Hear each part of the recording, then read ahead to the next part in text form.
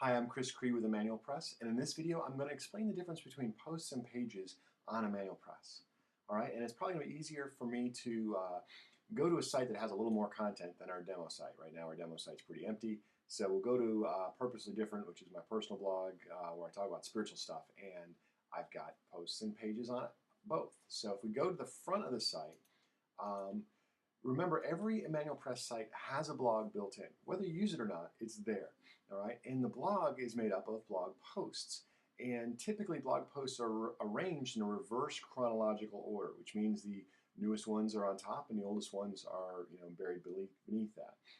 So for example, if we go to the front page of Purposely Different, we've got the last blog post I put up was February 17th, and then February 15th below that, and February 7th, etc., back on down. If we look at the difference between faith and belief, you'll notice that typically blog posts will have a comment section down here at the bottom where I'm already logged in, so it gives me, it doesn't give me the form, it just gives me the place to actually type in a comment. If you go to a page like the About page, on Purposely Different, you'll notice that there's no comment form. It's just, this is a little explanation about who I am. And the pages are set outside of the time stream, all right? We edit them in different places. We edit the posts under the Posts edit. You can see we've got all of this, as well as pages we edit there, all right? Pages are going to be typically for your traditional website. Those are the static pages that don't change very often. You can go in and edit them anytime you like, but mostly they're going to stay the same. And anything that's going to change on a regular basis, rather than having to go in and change stuff, what you'll do is you'll add a new blog post. So you're constantly adding pages via the posts. It's a little confusing. They're all web pages, but they're different kinds of web pages. So you'll add new content via posts rather than deleting old stuff and overwriting it with new stuff. It's just a lot better way to do it, because that way you've got a record of everything you've done, for one, and it helps you out with the search engines because you're building more content.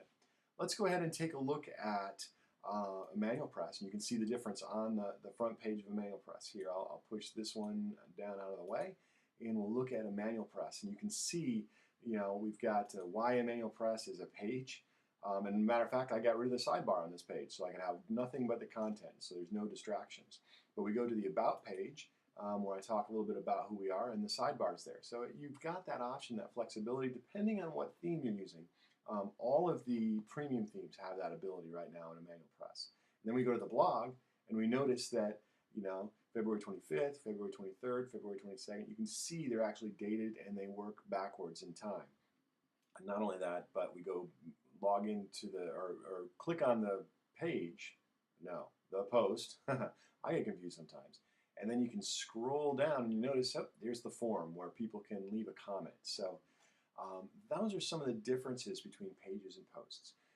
Pages are for the static part of your website, that part that kind of tells people who you are, what you're all about, and it's the content that doesn't change very often. You kind of put it up once, and you may go back to it a couple times a year to edit things, but you're not going to change it on a regular basis.